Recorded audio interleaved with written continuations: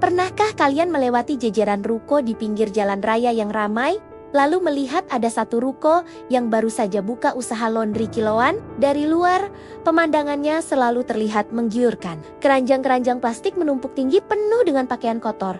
Mesin cuci berputar tanpa henti dari pagi sampai malam. Uap panas dari setrika terus mengepul.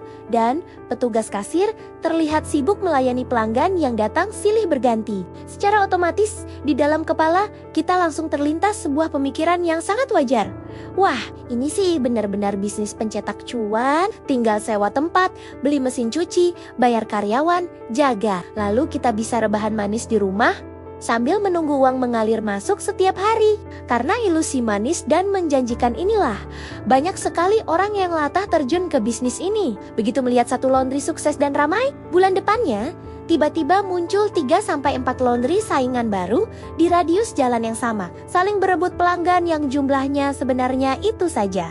Tapi sayangnya, realita di balik tumpukan baju kotor itu tidak seindah brosur penawaran kemitraan atau angan-angan passive income di siang bolong. Alih-alih menjadi bisnis autopilot yang bisa ditinggal liburan keluar kota dengan tenang, bisnis laundry kiloan justru menuntut keringat, kehadiran fisik, dan mental yang luar biasa ekstra. Terutama di tahun-tahun pertama merintis, ini adalah bisnis dengan tingkat stres operasional yang sangat tinggi.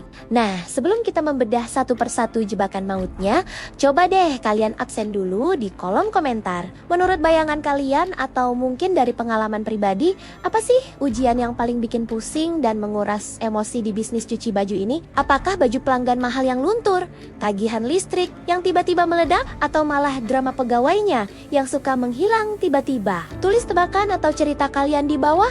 Ya, mari kita diskusi dan bertukar pikiran. Kesalahan fatal pertama yang paling sering menguras habis tabungan para pemula adalah salah kaprah soal alat tempur utama mereka, yaitu mesin. Banyak orang yang baru mau mulai bisnis ini tergiur dengan iklan paket usaha laundry, murah meriah langsung buka.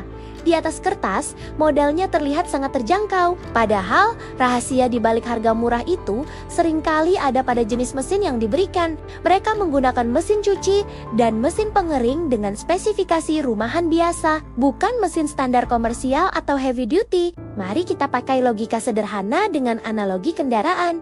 Mesin cuci rumahan itu ibarat mobil pribadi atau mobil keluarga. Ia didesain sangat nyaman, suaranya halus, tapi ringkih karena memang diciptakan hanya untuk dipakai sesekali, mungkin 2 atau 3 kali sehari. Tapi di dunia usaha laundry, mesin ini dipaksa kerja rodi layaknya mobil angkot yang harus menarik beban berat dari pagi sampai tengah malam tanpa henti. Mesin yang seharusnya istirahat dipaksa berputar belasan kali dalam sehari.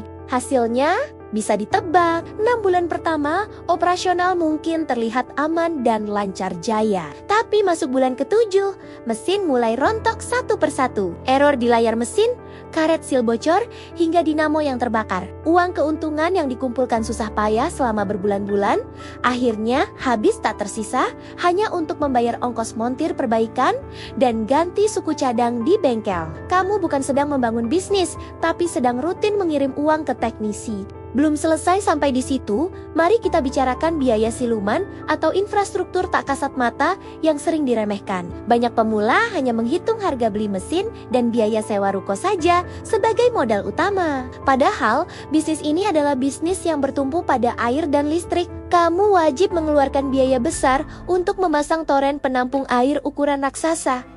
Kenapa? Karena yang namanya gangguan pasokan air PDAM atau pompa air mati itu bukan sebuah kemungkinan, melainkan sebuah kepastian yang akan terjadi.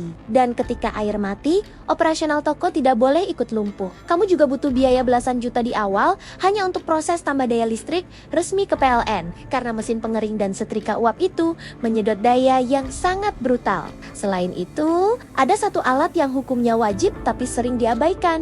Demi menghemat modal, filter penyaring air kelas industri, air tanah di banyak tempat seringkali terlihat jernih saat diember. Tapi kalau dipakai mencuci terus-menerus, ia mengandung zat besi yang tinggi. Tanpa filter yang bagus, baju putih bersih milik pelanggan perlahan-lahan akan berubah menjadi kuning kusam. Kalau hal fondasi seperti ini, kamu lewati hanya demi hemat modal di awal. Bersiaplah menghadapi komplain fatal yang akan menghancurkan reputasi dan nama baik tokomu selamanya. Karena di bisnis jasa, sekali pelanggan kecewa dan bajunya rusak, mereka tidak akan pernah kembali.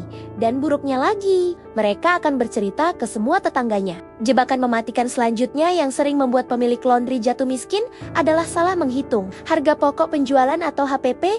Banyak pemula yang hitung-hitungannya sangat ngawur. Mereka mengira biaya modal operasional laundry itu murni cuma harga air, takaran deterjen, dan cairan pewangi saja. Karena merasa hitungan modalnya sangat kecil dan untungnya besar, mereka jadi panik saat tokonya sepi pembeli. Akhirnya, mereka ikut-ikutan tren konyol perang harga dengan ruko tetangga. Kalau tetangga jual 6.000, dia banting harga jadi Rp5.000 per kilo. Terus, begitu sampai harganya tidak masuk akal. Padahal, mari kita bedah hitungan HPP yang sebenarnya. Hitungan HPP yang benar itu wajib memasukkan biaya listrik per putaran mesin cuci, konsumsi gas per menit untuk mesin pengering, biaya plastik kemasan, lakban, gaji harian karyawan, hingga yang paling sering dilupakan, uang tabungan untuk penyusutan nilai mesin atau depresiasi. Mesin yang kamu beli hari ini, 2 tahun lagi harganya akan anjlok. Kalau dikalkulasi secara detail dan jujur, margin keuntungan bersih di harga Rp5.000 per kilo itu mungkin cuma tersisa Rp500 per kilonya. Bayangkan,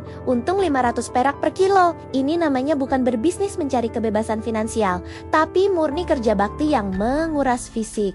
Dengan margin setipis itu, operasionalmu tidak punya ruang untuk bernapas jika terjadi kesalahan. Begitu ada satu saja musibah kecil, misalnya ada satu potong celana panjang mahal yang tertukar, kaos pelanggan yang luntur terkena warna lain, atau satu gamis sutra yang bolong karena salah setrika, maka tamatlah sudah. Habis sudah, profit bersih.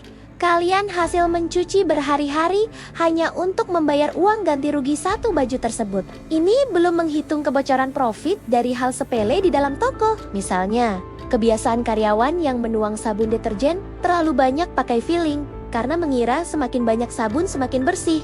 Padahal itu pemborosan fatal. Atau kebiasaan menyalakan mesin cuci untuk beban yang hanya setengah penuh, yang artinya kamu membuang air dan listrik dengan percuma. Dan sekarang kita masuk ke inti dari segala mimpi buruk para pengusaha jasa, yaitu urusan manajemen SDM atau karyawan. Mencari pegawai yang teliti, jujur, mau bekerja keras, dan tahan banting berdiri berjam-jam menahan uap panas dari setrika boiler itu susahnya minta ampun. Tingkat turnover atau siklus keluar masuk karyawan di bisnis laundry itu sangat tinggi.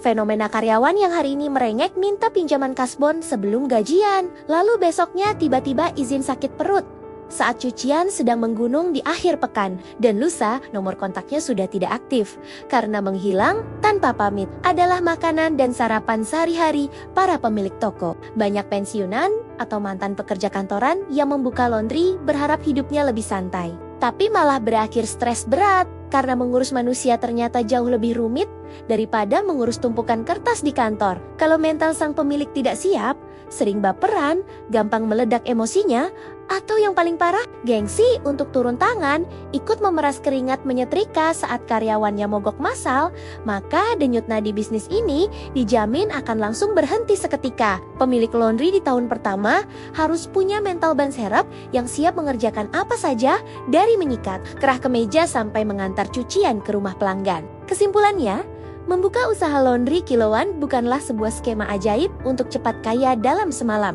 Bisnis ini sejatinya adalah arena mengumpulkan uang recehan demi recehan yang menuntut kedisiplinan tingkat tinggi, sistem operasional yang harus ditulis rapi sebagai SOP, serta mental baja anti banting dari pemiliknya. Kalau kamu malas mengontrol dan hanya berharap instan, recehan itu hanya akan menjadi beban yang membuatmu lelah secara fisik dan hancur secara finansial. Tapi, kalau kamu telaten merawat mesinmu, memanusiakan karyawanmu, dan memberikan nilai pelayanan terbaik yang tidak bisa diberikan pesaingmu, maka percayalah, recehan itu perlahan akan menggunung menjadi keuntungan yang sangat stabil untuk jangka panjang. Nah, kalau kalian merasa bedah bisnis yang mendalam ini bermanfaat, membuka wawasan baru, dan mungkin menyelamatkan tabungan kalian dari langkah yang salah sasaran, jangan lupa untuk klik tombol subscribe dan nyalakan lonceng notifikasinya. Dengan begitu, kalian tidak akan pernah ketinggalan analisa peluang usaha yang tajam, blak-blakan, dan edukasi bisnis menarik lainnya dari channel ini. Sampai jumpa di video pembongkaran bisnis selanjutnya.